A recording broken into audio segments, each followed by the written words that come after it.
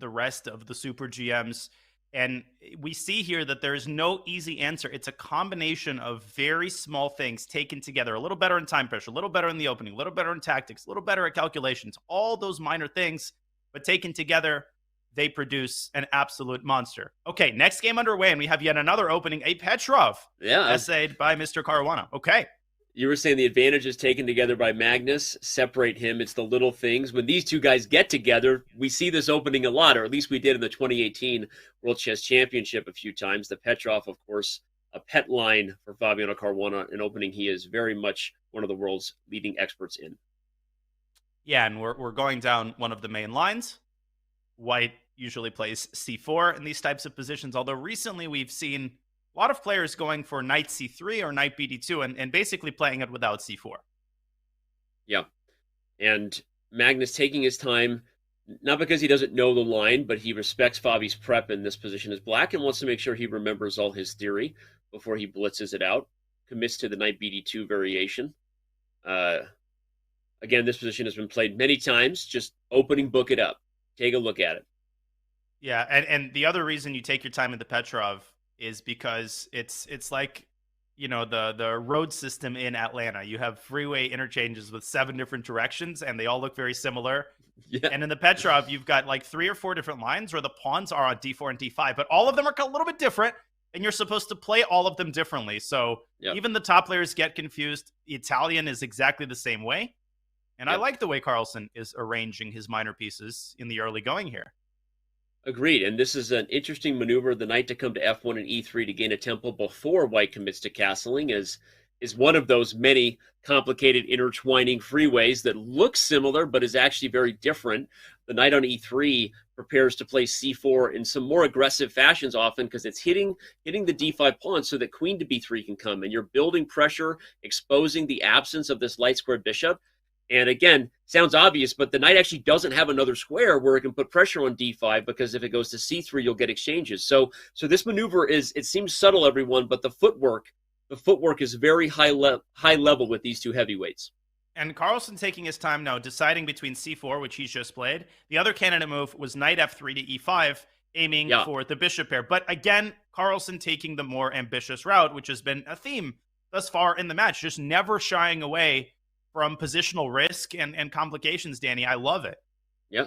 Willing to isolate the queen pawn, willing to IQP it up. Note, of course, Fabi took right away because we didn't want to see the lines I was talking about with queen b3. White has a little bit of an edge here.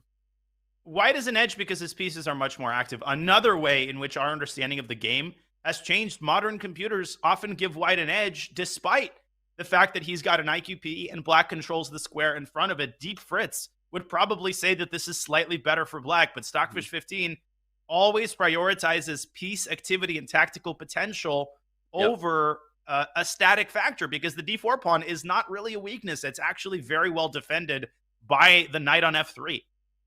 Love that throwback to the Deep Fritz reference. Deep Fritz was one of the first computers to win a match versus a top human. Of course, everyone remembers Deep Blue versus Garry Kasparov in the 90s, but Fritz started playing matches and beating the world's best humans, but even so, the eval of a Deep Fritz computer, the approach of a Deep Fritz computer wouldn't even hold a glass of water against Stockfish today. Yeah. They're not even in the same universe. They're not. And look at Carlsen just deploying his pieces one after the other. The queen comes out to its traditional b3 square. You're doing two things, aiming at b7, and now knight c to e5 is very tempting to attack f7, but I think Fabi has prepared queen d5, which is really a buzzkill kind of a move. And a queen trade plays, of course, right into black's hands. Look at knight a5, moving the knight.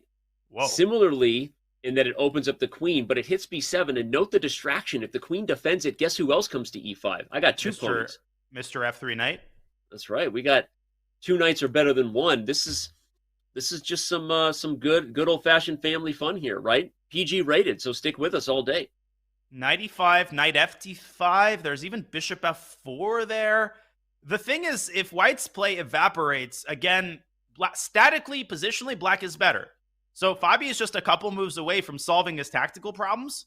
Yep. And Carlsen has to tread very carefully as well. Let's not pretend that this is a one-sided position. Magnus might be having the fun right now, but give it 5 moves and the tables might turn.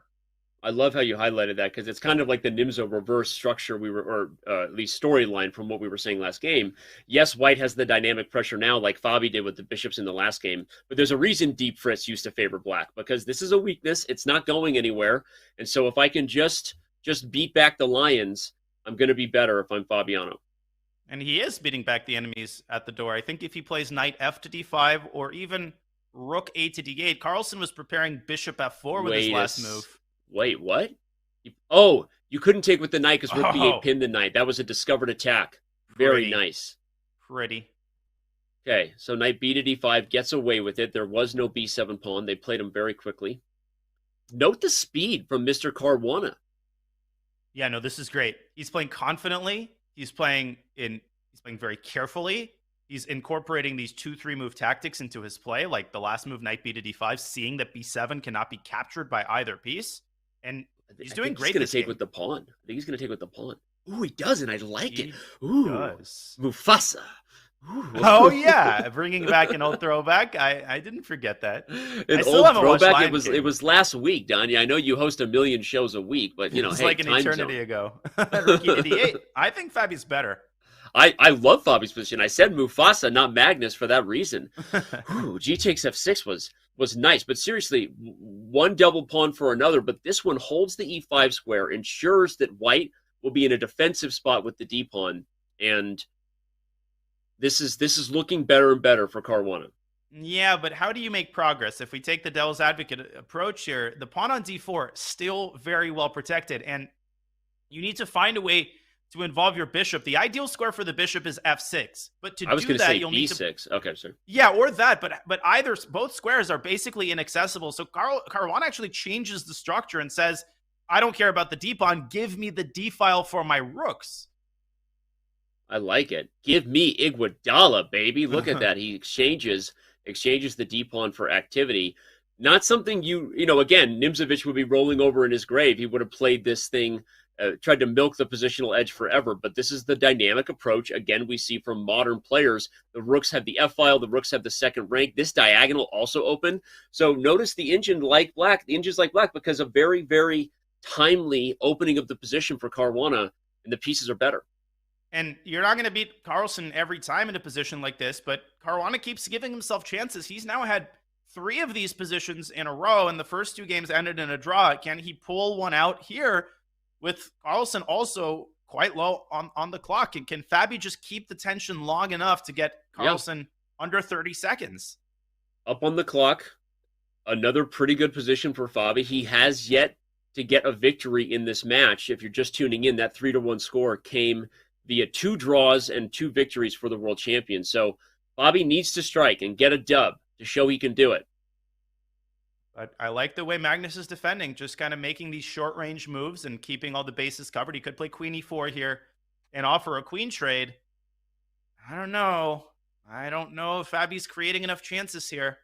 I not know.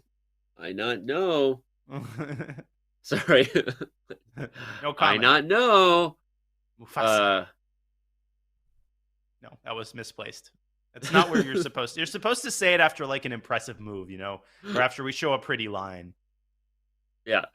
All right. Takes on e4. Black is going to be a teensy-weensy better because just like we said, the knight is better when pawns are on one side of the board. The bishop is better when there's weaknesses on either side. If you could just put a rook on the second rank, you'd have great chances if you're Fabi. But Magnus is saying, not in my house. Thank you, Dikembe Mutombo. Not in my house. And the unsung hero of the defensive effort has been the knight on f3. Yeah. It's defended the d4 pawn like a champ, and now it's defending the d2 square, and it hasn't moved the entire time. It's been stationary, and it's an amazing piece. Here comes rook d3. If the rooks are traded, the black rook will have some opportunities to swing to the queen side. You've got rook b3, rook b4. You're trying to inchworm your way, so Magnus isn't going to let that happen, relying on that knight flexing his muscles, guarding d2. But rook d1, Fabi continuing to poke and prod, trying to get his rook to the second rank, and he's going to maybe go rook to b1 and tie white's rook down to b3. There's plenty of juice to be squeezed in this position. I would go rook b1 right now. I was going to say, yeah, that seems like an awkward move. I love rook b1. Now you can't stop rook b2 because the b pawn hangs. So obviously I'm not one to criticize Magnus's moves very often. I'm wondering why he chose b3, but clearly the eval bar says, nah, he's doing it right.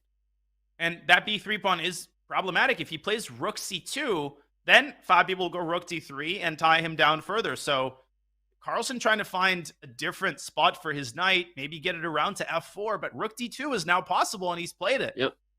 This is what I was nervous about. The rook will hit on b2 at some point, really keeping everybody stuck. And then the only question is there a way to make progress? This knight was a stallion on f3, seeing the featured chat, more of a donkey now on h3, not where he wants to be. He's going to take, but here goes Caruana getting a bit of an advantage. And he's going to have some mate threats after rook b2. Bishop g1 has to be kept into account, although knight f3 defends pretty nicely. The problem is that with every pawn trade, White's drawing chances grow. Maybe it's time for king f6. You know, I was just going to say, where does that knight go? f3. And the rook has d3 in the event of bishop b4. So Carlsen holding the fort for now. Look at this. He says he doesn't believe in fortresses, and then he goes and sets up one. That darn dirty dog, Magnus. This looks like a pretty good fortress to me.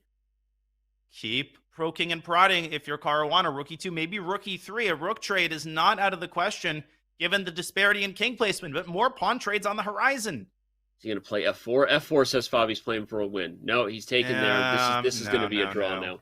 He ain't getting past d5 with his king. I mean, that rook on d3 is such an annoying piece. Yeah. This is now easy. The setup is picture perfect. With the rook guarding the knight, the rook guarding the pawn, the knight now guarding the pawn. Like, everything is just being held perfectly on the light squares. The bishop feeling more and more empty with its inability to target anything. And in another... fact, is Magnus... Mm-hmm. Is Magnus... Okay. Is Magnus playing usual time pressure. Am I about to have one of those... Okay, no, he's offering a draw with this, I think. But I was going to say, was Magnus about to flip the script here and try to play for a win? We saw this yesterday with Hikaru, and you're not. It's not an absurd question to ask. The answer is actually usually yes. Yeah. And if the match is tied, then Carlsen would be, playing another 2 minutes, and a little head shake